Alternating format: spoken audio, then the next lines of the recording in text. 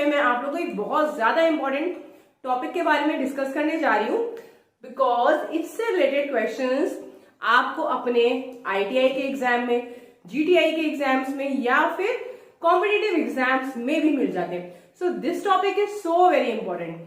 ठीक है, आप लोगों को कई सारे ऐसे क्वेश्चंस मिले भी होंगे और हमेशा कुछ ना कुछ डाउट रहता है आपके मन में, या फिर कोई भी प्रॉब्लम की वजह से या जो भी वजह है, ये क्वेश्चंस हम लोग ठीक से सॉल्व नहीं कर पाते।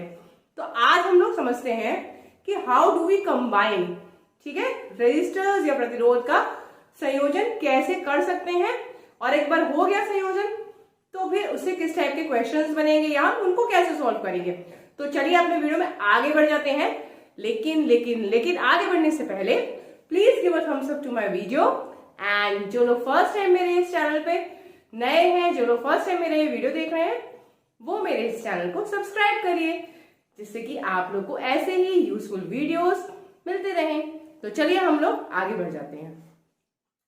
तो मेरा टॉपिक है प्रतिरोध का संयोजन। प्रतिरोध या रेजिस्टर क्या होता है? वो एक ऐसा कोई भी पदार्थ या मटेरियल की वो प्रॉपर्टी जो विद्युत धारा का अपोज करे, है ना, उस पदार्थ का वो गुण जो विद्युत धारा के प्रवाह की दर को रोके, उसको हम प्रतिरोध कहते हैं। तो बेसिकली जो प्रतिरोध है, और मैंने पिछले क्लास में आप लोगों को एक ओम का नियम भी बताया था, अभी क्या फिर से हम लोग इसको डिस्कस करेंगे जब क्वेश्चन आएंगे तभी। तो हम लोग पहले जो अपना टॉपिक है उसी की बात करेंगे। प्रतिरोध या फिर रेजिस्टर्स हमारे दो तरीके से कंबाइन करे जा सकते हैं, या तो आप श्रेणी में लगा दें या आप समानांतर क्रम में लगा दें। ठीक है, श्रेणी का मतलब एक प्रतिरोध को दूसरे से जोड़ा फिर तीसरे से। ठीक है, अगर आपके पास 3 प्रतिरोध है तो आपने एक के साथ तीसरा या दूसरा इस तरीके से कंबाइन करा तो वो बन जाता है आपका श्रेणी क्रम। ठीक है, जैसे आपका यहां से लेके यहां तक एक रजिस्टर, फिर दूसरा, फिर तीसरा। तो सपोज आपकी इसकी कुछ भी वैल्यू है और इसमें चीज होती है, इसको आप बैटरी से जोड़ सकते हैं, तो ये पूरा आपका एक सर्किट या परिपथ बनके तैयार हो जाएगा। ठीक है, अगर हम समानांतर क्रम में आते हैं तो यही 3 प्रतिरोध को हम एक के ऊपर एक ऐसे करके जोड़ देंगे, और फिर इसको आप बैटरी से जोड़ देंगे तो एक पूरा सर्किट बन जाएगा। ठीक है, हमारे घरों में जो भी इलेक्ट्रिकल चीजें लगी हुई हैं, जैसे कि फैन है या ट्यूबलाइट है या फिर बल्ब है, कोई भी सामान जिसमें करंट या विद्युत धारा का प्रवाह हो रहा है, जिसकी वजह से वो चीज आपको रोशनी दे रही है या आपको हवा मिल रही है, तो वो पर्टिकुलर चीज के अंदर प्रतिरोध लगे होते हैं। जब हम सर्किट में कोई कैलकुलेशन करते हैं, विद्युत धारा या फिर वोल्टेज, इनकी वैल्यूज को हमें निकालना होता है, तो हम बेसिकली प्रतिरोध की ही बात करते हैं, क्योंकि उस चीज के अंदर वो प्रतिरोध या तारनुमा चीज होती है जिसके थ्रू हम कैलकुलेशन फाइंड आउट करते हैं या कोई भी अपनी ये वैल्यू को फाइंड करते हैं, देखते हैं, निकालते हैं। तो प्रतिरोध 2 तरीके से हम जोड़ सकते हैं। अब मेरा एक बहुत इंपॉर्टेंट क्वेश्चन है कि अगर आप सारा का सारा अपने घर की, जैसे एक रूम में आपको फिटिंग करनी है, इलेक्ट्रिकल वायरिंग होती है नई, तो बहुत सारी चीजें कनेक्टेड होती है, जैसे कि ट्यूबलाइट, फैन, बल्ब, टीवी हो गया या और भी कोई चीज उस रूम के अंदर, AC, कूलर, तो आप उनको कनेक्ट करवाएंगे तो कैसे क्रम में जोड़ेंगे आप उसको सप्लाई के साथ, श्रेणी क्रम में या समानांतर क्रम में। ठीक है, इसका आंसर मैं आपको वीडियो के एंड में दूंगी। अभी आप लोग सोचिए और मुझे कमेंट करिए, मेरे वीडियो के एंड में आपको इस क्वेश्चन का आंसर मिलेगा। तो पहले सीरीज कॉम्बिनेशन की बात करते हैं। अगर हमारे पास 3 प्रतिरोध हैं, ठीक है,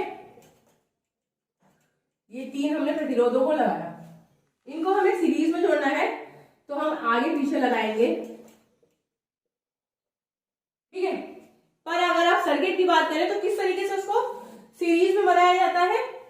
जो उसके टर्मिनल होते हैं उसको आप अपोजिट के साथ जोड़ेंगे, जैसे प्लस को माइनस, इसका ये प्लस है ये माइनस है, तो ये प्लस ये माइनस, फिर ये इसके प्लस से जोड़ा और ये माइनस, इस तरीके से आपका सर्किट तैयार होगा।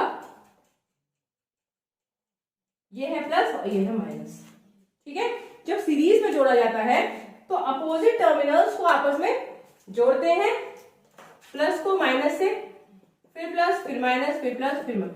इस तरीके से जब हम अलग अलग चार्ज या अलग अलग अपोजिट चार्जेस को एक साथ कनेक्ट करते जाते हैं तो वो आपका श्रेणी क्रम बन जाता है। अब इस सर्किट में देखिए, अगर सपोज यहाँ पे V वोल्टेज, यहाँ पे जो है V वोल्टेज, हमें ये बैटरी V वोल्टेज दे रही है और इस परिपथ में करंट हमारा I जा रहा है और हमारे पास 3 प्रतिरोध लगे हुए हैं, R1, R2, R3। ठीक है, तो आपको बहुत ज्यादा इंपॉर्टेंट चीज जो मैं बताने जा रही हूं कि अगर आपका सीरीज में प्रतिरोध लगे होते हैं तो यहां से लेके, जैसे ये देखिए 3 पॉइंट्स है ना, मैंने आपको एक बार पोटेंशियल डिफरेंस बताया था, ये वोल्टेज जो है ये तीनों में डिवाइड हो जाएगा, इतने एरिया में खाली V1 वोल्टेज आएगा, ठीक, इतने एरिया में V2 वोल्टेज आ जाएगा और इतने एरिया में V3 वोल्टेज आ जाएगा।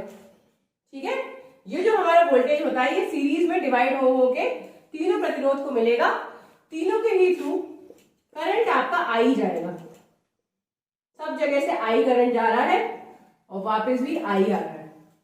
ठीक है, तो आपका V1 जो है, फॉर्मूला आप लोगों ने ओम का नियम पढ़ा हुआ है, V = IR। ठीक है, ये फॉर्मूला बहुत इंपॉर्टेंट है, आप लोगों को ध्यान रखना है, V = IR। तो अगर हम कहें कि V क्या है, V1 + V2 + V3, जो भी टोटल वोल्टेज होगा वो 3 पार्ट में डिवाइड हो जाएगा और तीनों प्रतिरोधों को मिल जाएगा। किसको कितना मिलेगा, ये इससे निकलेगा कि I तो हमारा सब में सेम जा रहा है, अगर R1 कुछ है तो V1 will be I into R1, V2 will be I into R2 and V3 will be I into R3। ठीक है, जिस हिसाब से करंट जाता है, जिस हिसाब से प्रतिरोध की वैल्यू होती है, उस हिसाब से ही वोल्टेज आपका डिवाइड हो जाता है। इन तीनों वैल्यूज को अगर आप ऐड करेंगे तो ये जो वोल्टेज सर्किट में आ रहा है उसके इक्वल ही आएगा। ठीक है, तो अगर हम इसमें ये सारी वैल्यूज को अगर हम इस फॉर्मूले में रख दें, सपोज रख दी I into R1 + I into R2 + I into R3। ठीक है, और V हमारा क्या है, कैपिटल V, जो कि टोटल V है वो क्या है, total I into R total. इस पूरे सर्किट का जो भी प्रतिरोध टोटल है उसका आप ये फॉर्मूला लगा रहे हैं उससे, तो टोटल V आ गया और ये सबका अलग अलग आ गया। आप दोनों तरफ I अगर हम कॉमन ले लें तो ये आ जाएगा RT मतलब R total = R1 + R2 + R3। ठीक है, I से I कैंसिल हो जाएगा, I से I आपका कैंसिल हो जाएगा और R total will be R1 + R2 + R3। मतलब ये आपका फॉर्मूला बनेगा सीरीज कॉम्बिनेशन का। जब आपका प्रतिरोध सीरीज में लगता है तब प्रतिरोध की वैल्यू आप इस तरीके से फाइंड आउट कर सकते हैं। ठीक है जी, तो अभी मैंने आप लोगों को बताया, ये आपको बहुत ज्यादा ध्यान रखने वाली बात है कि सीरीज कॉम्बिनेशन में करंट और वोल्टेज कैसे डिवाइड होता है। अगर आप ये ध्यान रख लेंगे तो आपको कोई डाउट नहीं होगा, आप आराम से कैलकुलेशन कर लेंगे। करंट तो सेम रहता है और वोल्टेज डिवाइड हो जाता है according to the value of resistance, जैसी प्रतिरोध की वैल्यू है उसके अकॉर्डिंग चेंज होता है। अब हम लोग इससे रिलेटेड एक क्वेश्चन देखते हैं। पास सिर्फ और सिर्फ 2 ही प्रतिरोध हैं और आपके एक बैटरी लगी हुई है, ये है प्लस, ये है माइनस। ठीक है, यहां से जा रहे करंट I, बैटरी जो है आपको 24 वोल्ट का वोल्टेज आपको मिल रहा है सप्लाई और इसकी वैल्यू है 5 ओम और 6 ओम। करंट आपका सेम रहता है तो आपको करंट कितना रखना है, ये भी I, ये भी I, ये भी I और ये भी I। You have to find, question क्या है, आपको I की वैल्यू निकालनी है। ठीक है, ये एक क्वेश्चन दिया मैंने कि 2 प्रतिरोध को हमने श्रेणी क्रम में जोड़ा, तो बताइए कि इससे कितना करंट निकलेगा। अब ये देखिए, ये प्लस से जुड़ा तो ये होगा प्लस, ये होगा माइनस, ये होगा प्लस, ये होगा माइनस। ठीक है, अब आप क्या कर सकते हैं, फॉर्मूले का इस्तेमाल करेंगे, V = IR। इस फॉर्मूले से हम V हमें पता है, R हमें पता नहीं है लेकिन पता कर सकते हैं, और I हम निकाल लेंगे, है ना, यही तो फॉर्मूला यूज होगा। I equal to V divide by R। अब R होगा हमारा टोटल, लेकिन R तो हमारे पास 2 है, तो हम R की वैल्यू कितनी रखें, तो R की वैल्यू रखिए 5 + 6 R1 + R2, तो ये हो गई आपकी 11 ओम। ये भी ध्यान रखिएगा कि रेजिस्टेंस को किस में मेजर करते हैं वो भी आपको ध्यान से लिखना है। तो अब हम I की वैल्यू निकालेंगे। सिंपली आप I की वैल्यू निकालने के लिए I equal to 24 divide by 11 कर दीजिए, ठीक है। V की वैल्यू हमने रख दी और R की वैल्यू हमारी आ गई 11। इसको अगर आप सॉल्व करेंगे तो क्या आ जाएगा, 11 2 = 22, है ना, फिर 2 बचा तो ये आएगा 2.1, ठीक है, 2.18 एम्पियर। इस तरीके से हम करंट की वैल्यू निकाल सकते हैं। एक बहुत ही सिंपल सा क्वेश्चन था कि 2 रेजिस्टेंस कनेक्टेड है और बैटरी लगी है, तो कैसे आप करंट फाइंड आउट कर सकते हैं। तो हमने इस फॉर्मूले का यूज करा, ओम का नियम, ओम्स लॉ का यूज करा और आई की वैल्यू हमने फाइंड आउट कर दी, ठीक है। ये तो बहुत सिंपल क्वेश्चन है। अब हम लोग आगे बढ़ते हैं दूसरे क्वेश्चन की तरफ। सपोज 3 रेजिस्टेंस हों,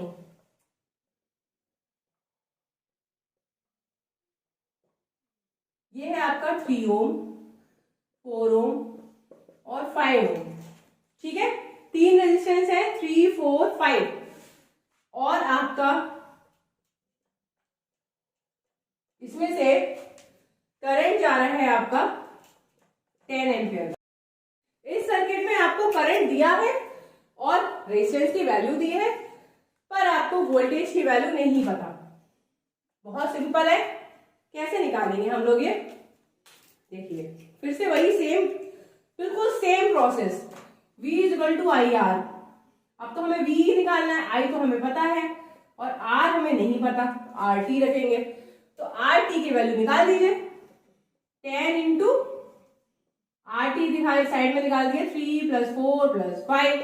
तीनों को सिंपली आपको जोड़ना है, ये पूरा जोड़ के आपका एक कॉमन सा रेजिस्टेंस बन जाएगा और इसकी वैल्यू कितनी आ जाएगी, 7 + 5 12, ठीक है। तो इसका आंसर ये आपका कितना आया, 12 ओम।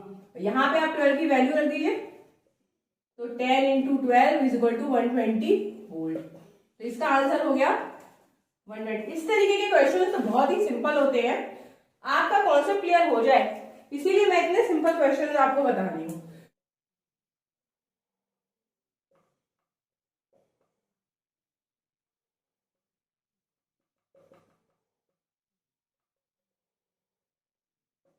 आई की वैल्यू हमें पता है 10 एम्पियर और वोल्टेज की वैल्यू है 200 वोल्ट, ठीक है। वोल्टेज है हमारा 200 वोल्ट और आई है हमारा 10 एम्पियर, और ये जो है हमारा दिस इज 5 ओम। R2 बताना है आपको, ठीक है। क्वेश्चन में कुछ भी पूछ सकते हैं आपको। इस टाइप के क्वेश्चंस में ये 3 क्वांटिटीज में से कोई भी वैल्यू पूछी जा सकती है। 2 चीजें आपको जरूर दी होंगी, तभी आप थर्ड चीज ढूंढेंगे। तो अब इसमें फॉर्मूला हम यही वाला लगाएंगे, V equal to I R. V की वैल्यू हमें पता है, I की वैल्यू हमें पता है, R की वैल्यू में एक R पता है, दूसरा नहीं पता। तो आप क्या करिए, पहले आप R टोटल की वैल्यू इससे निकाल लीजिए, ठीक है। R टोटल की वैल्यू निकालने के लिए हमने सिंपली क्या करा, वोल्टेज को करंट से डिवाइड कर दिया। तो वोल्टेज कितना था, 200 डिवाइड बाय 10, ठीक है। इसको माइनस करा तो कितना है, 20 ओम। अब आपको ये पता चल गया कि इस पूरे सर्किट में टोटल प्रतिरोध हमारा 20 है और ये हमें एक पता है, दूसरा बताना है। तो R टोटल की वैल्यू तो वैसे क्या होगी, ये होगी, है ना, पर हमें वैल्यू तो पता है, हमें R2 निकालना है। तो क्या नहीं निकाल सकते, अरे बहुत इजी है, 20 = 5 + R2। तो R2 कितना हुआ, 15 ओम, ठीक है। बहुत ही सिंपल क्वेश्चन है लेकिन बहुत इंपॉर्टेंट है, जो कि एग्जाम में पूछे जा सकते हैं। थोड़ा बहुत ट्विस्ट करके आप इजीली सॉल्व कर सकते हैं क्वेश्चंस, ठीक है। तो आई होप आपको ये चीज समझ में आ गई होगी।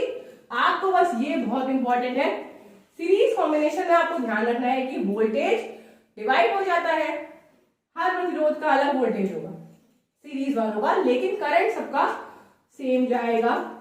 जितना करंट सर्किट में जाता है उतना ही बाहर आता है। ठीक है, तो अब हम लोग अपने नेक्स्ट कॉम्बिनेशन में चलते हैं, पैरेलल। पैरेलल कॉम्बिनेशन में इसको हिंदी में क्या कहते हैं, समानांतर क्रम। ठीक है, पैरेलल कॉम्बिनेशन में देखिए 3 रेजिस्टेंस हैं, इनको हमने एक के ऊपर एक इस तरीके से लगाया है। इसके जो एंड्स है बैटरी के प्लस और माइनस, तो ये वाला एंड प्लस होगा, ये माइनस। सेम टर्मिनल को आप सेम टर्मिनल से कनेक्ट करते हो तब वो बनता है पैरेलल कॉम्बिनेशन। प्लस को प्लस से जोड़ेंगे और माइनस को माइनस से जोड़ेंगे। अगर ऐसे कंबाइन करते हैं, हम चीजों को ऐसे कंबाइन करते हैं, सेम टर्मिनल्स, प्लस वाले को प्लस से जोड़ रहे हैं, माइनस वाले को माइनस से, इसका मतलब आप उसको पैरेलल कॉम्बिनेशन दे रहे हो। ठीक है, पैरेलल कॉम्बिनेशन में जो हमारा करंट ये जा रहा होता है V, देखिए यहाँ पे तो हमारा वोल्टेज है V, तो ये 2 एंड्स हैं, ऐसे ही ये भी हमारे एंड्स हैं, है ना। तो ये सारे पॉइंट्स जो है हमारे, इन सारे पॉइंट्स पे वोल्टेज आपका V रहेगा। ठीक है, इसमें R1 में भी आपका टोटल वोल्टेज मिलेगा आपको V, R2 में भी आपको V मिलेगा और R3 में भी V मिलेगा। मतलब कि पैरेलल कॉम्बिनेशन में वोल्टेज रिमेन्स सेम। आपका तीनों जितने भी प्रतिरोध लगे होंगे, 2 लगे हो या 5 लगे हो या 3 लगे हो, सारे के सारे रेजिस्टेंस अगर पैरेलली कनेक्टेड हैं तो उनका वोल्टेज सेम रहेगा, ताकि ये डिस्ट्रीब्यूट हो जाएगा। ये होगा I1, I2 और I3। अगर 3 ब्रांचेस हैं तो I आपका 3 जगह डिस्ट्रीब्यूट हो जाएगा। ठीक है, अगर 4 ब्रांचेस होती तो 4 जगह डिस्ट्रीब्यूट हो जाता। जितनी भी ब्रांचेस लगी हैं उतनी करंट आपका डिस्ट्रीब्यूट हो जाएगा। तो I आपका डिस्ट्रीब्यूट हो जाता है, V आपका सेम रहता है।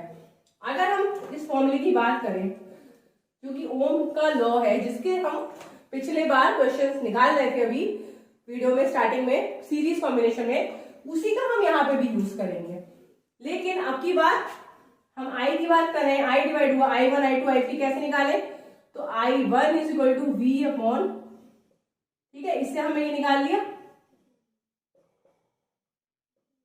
है ना। इस फॉर्मूले से ये फॉर्मूला बन गया और इस फॉर्मूले को हमने क्या करा, V तो हमारा हर बार सेम ही रह रहा है, रेजिस्टेंस चेंज हो रहा है।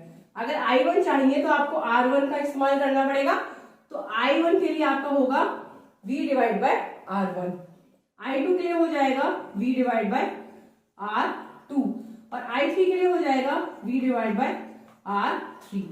ठीक है, तीनों प्रतिरोध बदल जाएंगे, वोल्टेज आपका सेम रहेगा। अगर हम इस वैल्यू को इसी फॉर्मूले में पुट कर दें, इस फॉर्मूले में हम इन वैल्यूज को सब्स्टिट्यूट कर दें, तो I की जगह आप लिख दीजिए V अपॉन R टोटल, ठीक है, is equal to V upon R1 plus V upon R2 plus V upon R3। ये वाली वैल्यूज को मैंने इधर रख दिया और इसको मैंने इधर रख दिया। ठीक है, अब हम क्या करें, V दोनों तरफ कॉमन ले लें, तो V को कॉमन ले लीजिए, 1 upon RT, V 1 upon R1 plus 1 upon R2 plus 1 upon R3। ठीक है, V से भी हमारा कैंसिल हो जाएगा, तो फॉर्मूला आपका बचेगा 1 upon RT is equal to 1 upon R1 plus 1 upon R2 plus R3। ठीक है, इसमें आपको फ्रैक्शंस का कॉन्सेप्ट यूज करना पड़ेगा, तो एलसीएम के हेल्प से आप रेजिस्टेंस को कैलकुलेट करेंगे। अब ये आपके डिपेंड करता है सर्किट में कितने रेजिस्टेंस हैं। अगर 2 हैं तो आप खाली 2 लिखेंगे, अगर आपके 4 हैं तो आप इसमें 4 बना दीजिए, जितने रेजिस्टेंस हैं आप उतने लगाइए। ठीक है, सपोज आपके पास एक सर्किट है इस टाइप से, अभी कोई वोल्टेज नहीं दे रहे, इसमें R1 is equal to 6 ohm and R2 is equal to 5 ohm. ठीक है, खाली एक सर्किट है, 2 रेजिस्टेंस को हमने पैरेलल में लगाया और दोनों की वैल्यू बता दी। आपको बता रहे हैं टोटल रेजिस्टेंस, तो कैसे निकालेंगे, जो टोटल रेजिस्टेंस है RT से डिनोट कर दिया, तो इसको आप उल्टा लेंगे, 1 अपॉन RT लिख दीजिए। ठीक है, और इसको लिख दीजिए 1 अपॉन R1 इस फॉर्मूले का यूज करते हैं, इसमें 2 ही ले लीजिए, तो 1/6 1/5। ठीक है, अब आपको क्या करना पड़ेगा, 1/6 और 5 है तो इन दोनों को ऐड करना है, तो क्या करेंगे आप, एलसीएम लेंगे। 6 और 5 का एलसीएम अगर आप लें तो क्या एलसीएम आएगा, दोनों ही आपके डिफरेंट है, कोई कॉम्बिनेशन नहीं, तो सिंपली इसका एलसीएम आपका 30 हो जाएगा। तो यहां लिख दीजिए 30। ठीक है, 30 लिखिए। 6 में क्या मल्टीप्लाई करें कि 30 आ जाए, 5 में क्या मल्टीप्लाई करें कि 30 आ जाए, 6। ये तो आपने सॉल्व करना सीखा होगा, नहीं अगर आपको आता है तो आप लोग मेरा फ्रैक्शंस वाला वीडियो देखिएगा, उसमें कैसे एलसीएम निकालते हैं वो आप लोग को मैंने समझाया है, और आप लोग आराम से इस टाइप के क्वेश्चन सॉल्व कर लेंगे। ठीक है, तो 5 + 6/30, तो ये हमारा कितना है, 11/30। तो ये हमारे आंसर नहीं है, अभी आंसर क्या है 30/11। क्यों, क्योंकि हमने 1/RT लिया था, लेकिन हमें चाहिए क्या, RT चाहिए, 1/RT नहीं चाहिए, तो हम इसको उल्टा कर देंगे। इसको आप ऐसे भी छोड़ सकते हो, डेसिमल में भी वैल्यू निकाल सकते हैं।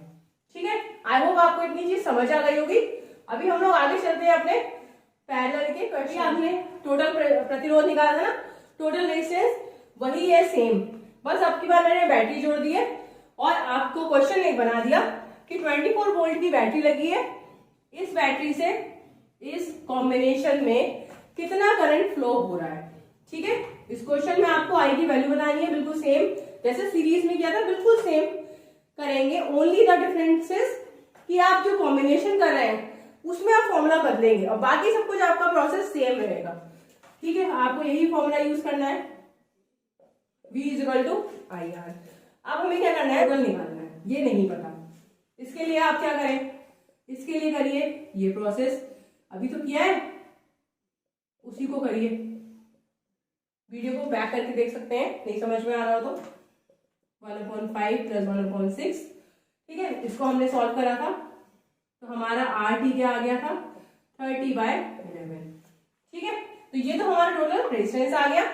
सिंपली आप इसमें वोल्टेज, ये है ना वोल्टेज, इसको लिखिए 24 = I × 30/11। ठीक है, हमें निकालना है I, तो आप क्या करिए, इसको इधर ले आइए, क्रॉस मल्टीप्लाई करके ये इधर और ये इधर, 24 × 11/30 कर दीजिए और इसको सॉल्व कर लीजिए और वैल्यू जो आएगी वो आपका आंसर हो जाएगा। 4 × 24 इट विल बी 44/5 8.8।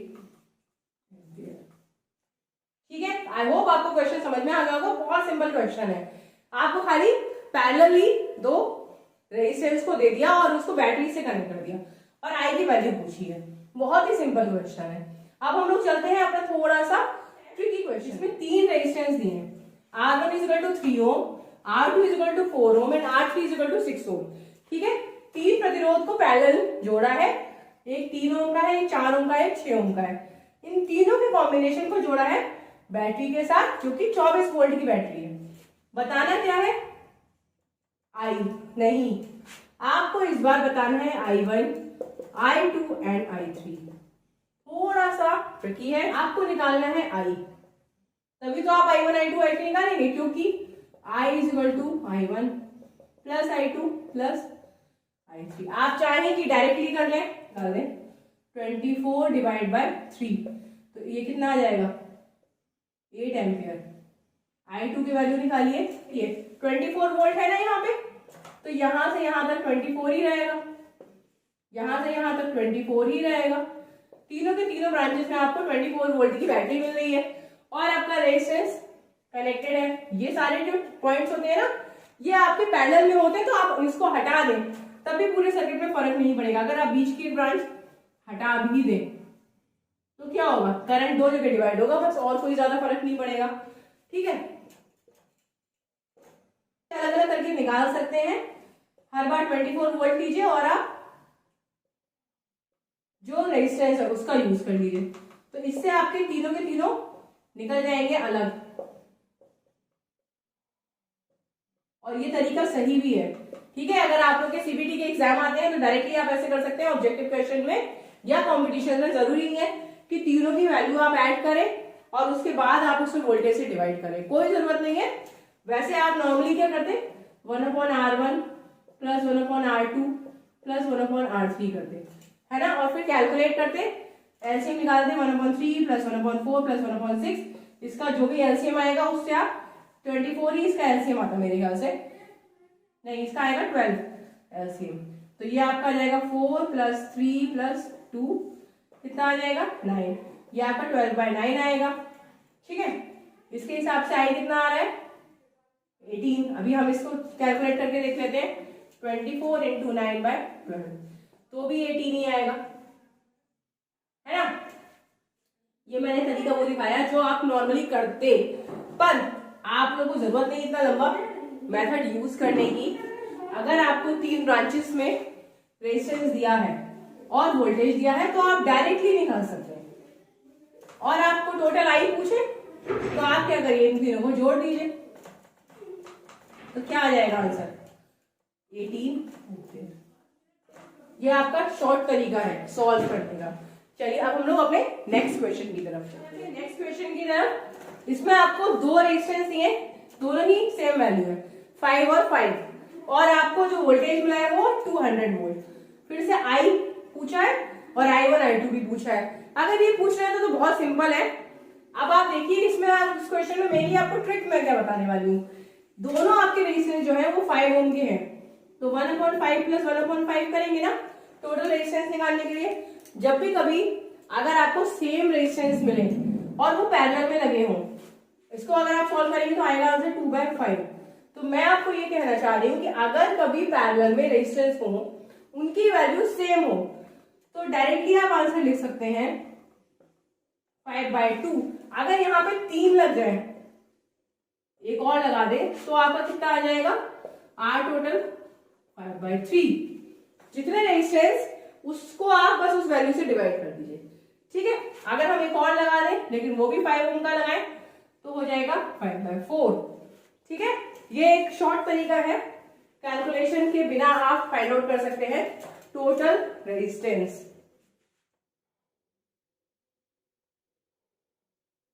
अभी तो फिलहाल 2 ही दिए हैं, तो 2 में आपको 5/2 लिख सकते हैं डायरेक्टली, और आई आराम से निकाल सकते हैं। I = V/R, V है 200 और R कितना है 5 × 2, ठीक है 80 एम्पियर। ये आंसर हो गया।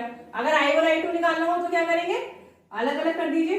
I1 = 200/5 40, और I2 भी आपका 40 हो जाएगा, 40 जुड़ेगा तो 80 हो जाएगा। ठीक है, अगर सपोज इसी क्वेश्चन को मैं थोड़ा सा चेंज कर दूं और इसकी जो बैटरी लगी है आपकी वो है आपकी 24 वोल्ट की, ठीक है, और करंट इसमें जा रहा है 12 एम्पियर का करंट जा रहा है। आपको बताना है R2 कितना होगा। अब थोड़ा सा ट्रिकी है, थोड़ा सा कैलकुलेशन, ज्यादा प्रॉब्लम अभी भी नहीं है, आप स्टेप बाय स्टेप चलिए, इजीली सॉल्व कर लेंगे। ठीक है, सबसे पहले आपको क्या निकालना होता था, टोटल प्रतिरोध, लेकिन टोटल तो हम निकाल नहीं सकते क्योंकि हमारे पास दोनों है नहीं, तो हम दूसरे तरीके से निकाल सकते हैं, V/I है, फॉर्मूला था ना हमारे पास, तो क्यों परेशान हो, इस फॉर्मूले का इस्तेमाल कर लीजिए और R की वैल्यू फाइंड आउट कर दीजिए। V है 24, I है 12, क्या आया 2, R टोटल आपका 2 ओम आया, बहुत ही कम आ गया। R टोटल आपका आ रहा है 2 ओम, ठीक है 2 ओम आ रहा है, मतलब 1/R total is equal to 1/R1 plus 1/R2। ठीक है, अब आप ये वाली वैल्यू को यहाँ रख दीजिए, 1/2 इज इक्वल टू 1/5 1/x। सही है, अब आपको फ्रैक्शंस का कॉन्सेप्ट आ जाएगा, जिसके लिए आपको मेरा वो वाला वीडियो देखना पड़ेगा। इसको आप यहां ले जाइए, माइनस कर दीजिए, 1/2 minus 1/5 is equal to 1/x। ये कैसे होगा, वही एलसीएम लीजिए या क्रॉस मल्टीप्लाई करके सॉल्व कर लीजिए, 2 ही नंबर है, दोनों डिफरेंट है, तो हम सिंप्लाई कर दीजिए, इन दोनों को मल्टीप्लाई करिए और इनको क्रॉस कर दीजिए, नीचे आ जाएगा 10, 5 2 जा 10, और 5 इधर गया 2 इधर गया, 5 - 2 कैसे हुआ, फिर से देखिए एक बार, आप मेरा फ्रैक्शंस का वीडियो देख लीजिए, सारे डाउट्स क्लियर हो जाएंगे। जब दोनों नंबर अलग हो, एलसीएम नहीं निकलेगा, उन दोनों को नीचे मल्टीप्लाई करके रख दीजिए, ठीक है। अब ये देखिए 2 10 कैसे बना, जब 5 से मल्टीप्लाई हुआ तो ऊपर 5 लिख दीजिए। 5 कैसे 10 बना, जब 2 से मल्टीप्लाई हुआ तो ऊपर 2 लिख दीजिए, बस सॉल्व कर दीजिए, ठीक है। तो आंसर आपका क्या है, नहीं 3/10 नहीं, आंसर है आपका 10/3 ओनली। ये है आपकी आर की वैल्यू। याद रखिए आपको उल्टा करके आंसर निकालना है। अगर आप क्वेश्चन करने जाएंगे ऑप्शन में जरूर ये भी दिया होगा, ठीक है, पर आपको कंफ्यूज नहीं होना, आपको इसको अपोज उल्टा मतलब रिवर्स करके आंसर लिखना है, तब आपका आंसर ठीक होगा। तो आपको शायद ये कॉन्सेप्ट समझ में आ गया होगा, मेरे ख्याल से डाउट क्लियर हो गए होंगे कि पैरेलल में कैसे करें और सीरीज में कैसे करें। अब चलते हैं अपने लेक्चर में आपका असाइनमेंट। इतना कुछ पढ़ाया, थोड़ा तो आप भी मेहनत करिए। अब आप लोग को ये क्वेश्चन असाइनमेंट में करके मुझे कमेंट करना है और मैं आप लोग के कमेंट की रिप्लाई भी जरूर दूंगी। आप लोग इस क्वेश्चन को सॉल्व करिए। इसमें क्या करना है, 3 रेजिस्टेंस दिए हैं पैरेलल में, एक है आपका R1 2 ओम का, R2 दे दिया 5 ओम का और R3 दे दिया 8 ओम का, ठीक है। और ये तीनों के तीनों पैरेलल में कंबाइंड है। इसमें जो करंट फ्लो कर रहा है टोटल इस पूरे कॉम्बिनेशन में 15 एम्पियर का करंट फ्लो कर रहा है। तो बताना क्या है, बताना है आपको वोल्टेज। अभी तक तो मैं हर बार आपको वोल्टेज बता ही रही थी, इस बार आप मुझे बता दीजिए। Simple, you have to find the value of voltage. So this is a very simple question. You have to use the concept of Ohm's law. ये मैंने आपको हिंट दिया है, ठीक है। You have to use Ohm's law. इसको use करिए, इसको हिंट मानिए, क्वेश्चन को सॉल्व करिए, आंसर को कमेंट करिए। और आज का वीडियो मैं यहीं पे एंड करती हूं। अब मैं आप लोगों को नेक्स्ट वीडियो में मिलूंगी इसी के आगे के नए टॉपिक के साथ।